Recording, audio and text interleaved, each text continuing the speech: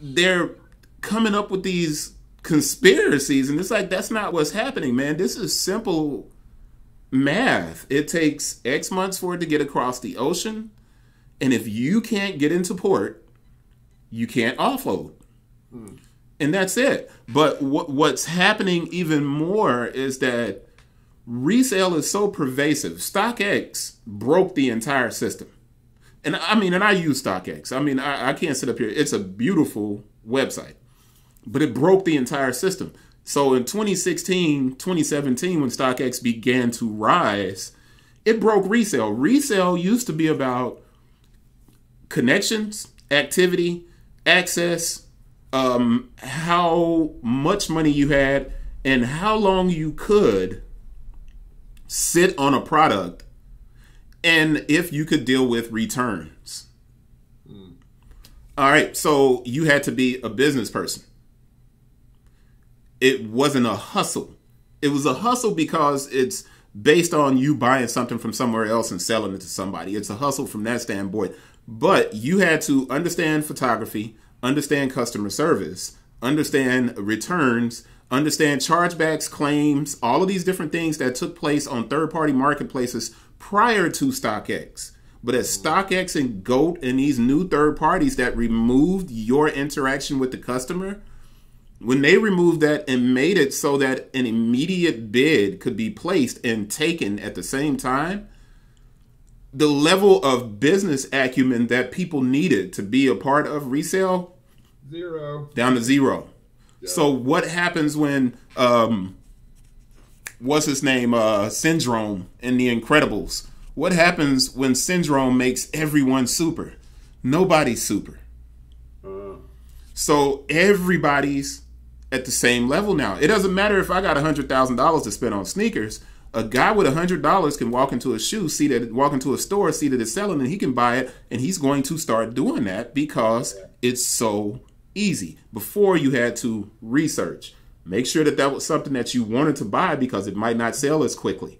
Now you simply go, you see what it's selling for. If it's good, you buy it, you ship it. You don't interact with the consumer, nothing.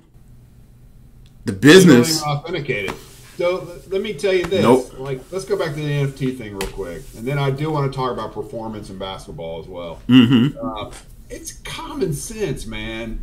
I don't care if it's digital or physical. It's common sense to know that if you're not the owner of the swoosh and you create a digital asset and you try to sell on your website as the original owner, that's violating IP. That's why this court case is really fascinating to me, because it'll be the bellwether going forward as to how all this stuff is treated in the metaverse, right? Yeah. And to me, it's like, I guess, and StockX had to know. They had to know, all right, we're going to do this thing, and maybe the cost of doing business, we're going to get sued like crazy, but let's just get out there and see what happens. But it's common sense. It's a Nike product, even if it's digital. I mean, you don't own it. And so how do you think you can create that and get away with it? It makes no sense. Well, you're talking the same thing. NFTs, custom shoes. Right. John Geiger, La La Land, all being sued by Nike. Right. Yeah, right? Yeah, so NFTs on StockX, same thing. You're creating these digital products. Is it the same thing, though, if you're creating a digital product of an original Nike design? It's one thing to do customization post-sale, right, or whatever. Yeah. And we can get into that if you want. But well, me, remember, John Geiger's not customization. John Geiger has his own logo. He simply used the shoe as inspiration, and Nike still is suing the dude. Right. Well, so let's set that aside, because I want to stick to the NFT part. Yeah. If you take like an Air Jordan 3 and you create the NFT for that, and you're not Nike or not Jordan, that just doesn't seem like that's not your right to do from an IP perspective. Well, and the thing is they kept theirs on an internal blockchain.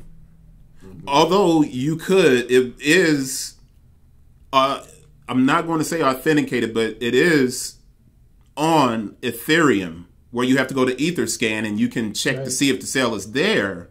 Right. It's not on the blockchain out here. Right. it's on an internal blockchain and it's attached to a physical product. Which everybody overlooked was the idea that if StockX is attaching their NFTs to a physical product, that means StockX has an inventory of shoes.